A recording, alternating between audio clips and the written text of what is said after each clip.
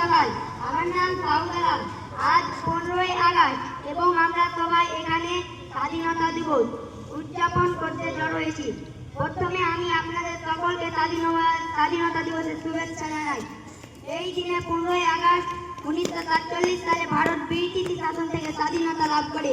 আমাদের মহান মুক্তিযোদ্ধারা আমাদের দেশের স্বাধীনতার জন্য তাদের জীবন উৎসর্গ করেছিলেন। সুতরাং আমরা সবাইকে সম্মান করি। স্বাধীনতা দিবস ভারতের একটি জাতীয় উৎসব।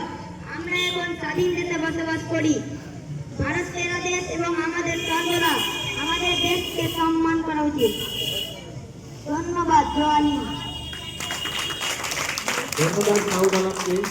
এখন থেকে নিচ্ছে নাজরিন বানু, ক্লাস 5 এ নাজরিন বানু। আরে ভিডিওটা কার মারা পাগলা